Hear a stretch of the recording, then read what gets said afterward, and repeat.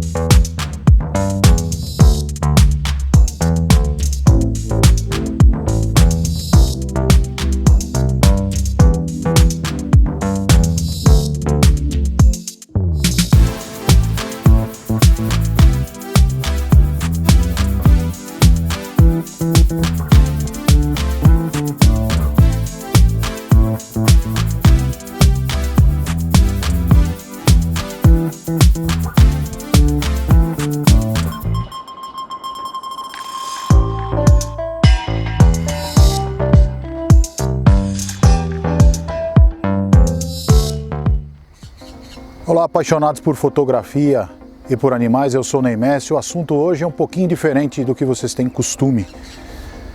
Consigo fazer fotos boas, captar imagens boas de animais silvestres dentro dos grandes centros, como a cidade de São Paulo?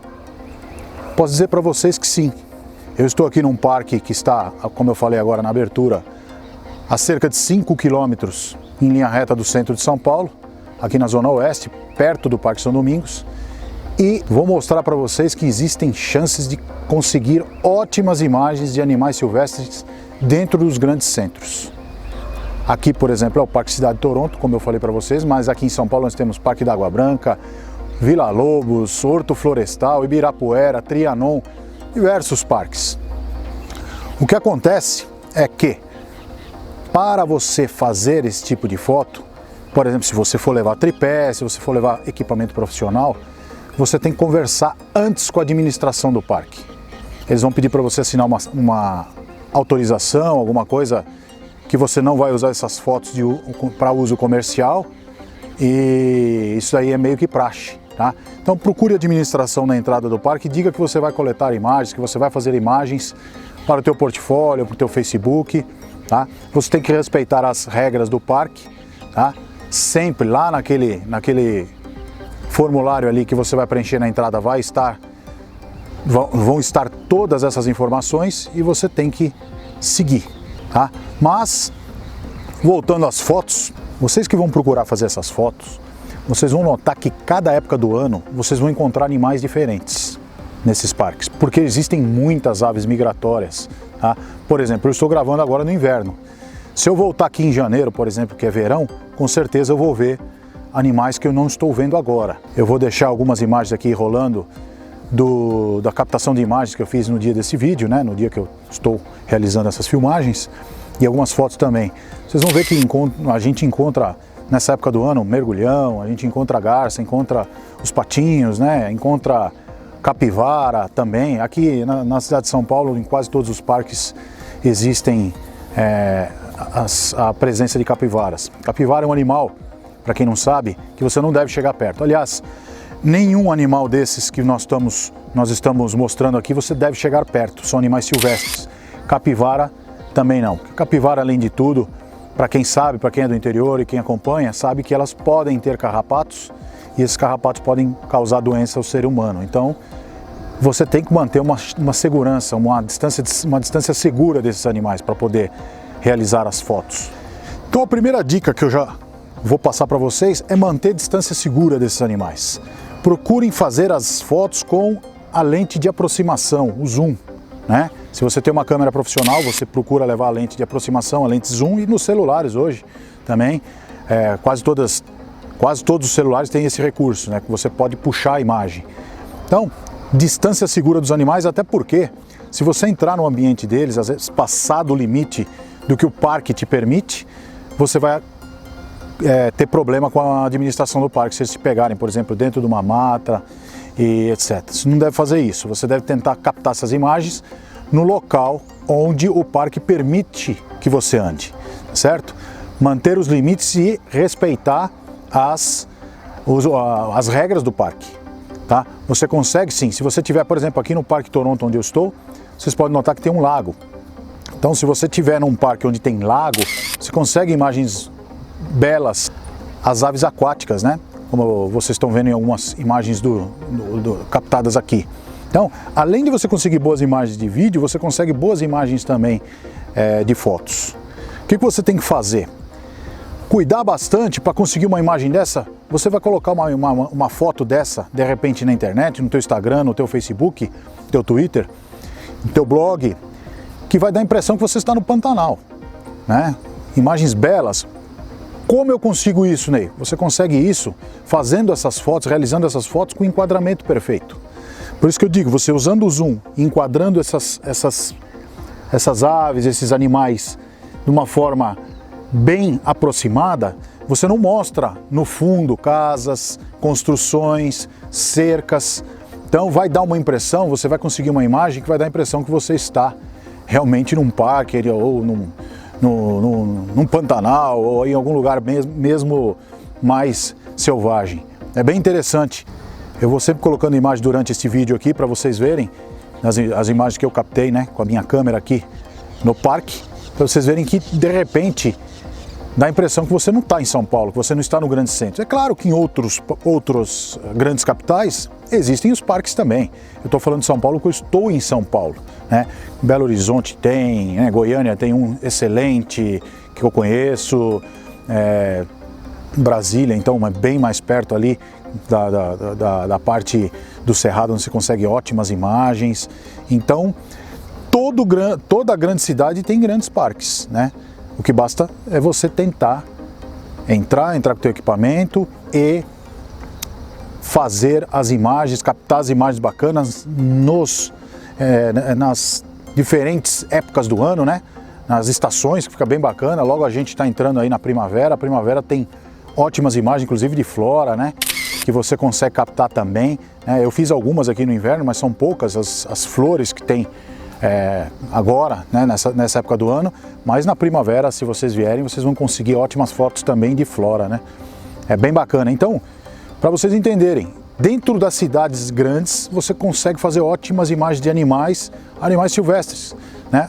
Animais que estão naquele local, naquela época do ano.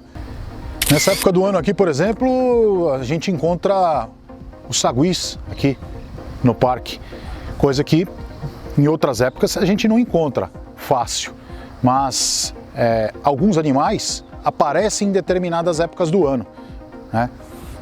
Talvez esteja relacionado com a reprodução ou qualquer coisa parecida, né? Eu não sou biólogo, eu não tenho ideia, mas a gente sabe que se você for no inverno você encontra um bicho, se você for na primavera outro, se você for no verão outro e assim por diante. Existem aqueles que estão permanentes, que já fizeram desses parques moradia. Esses não saem, permanecem toda a época do ano lá. Mas com certeza, se você seguir as épocas do ano e frequentar esses locais em épocas diversas, vocês vão encontrar animais diferentes. Isso é fato. O bacana é que, como eu falei, mudam os animais durante as estações e também parece que o ser humano está ultimamente um pouco mais direcionado a essa parte da preservação da natureza.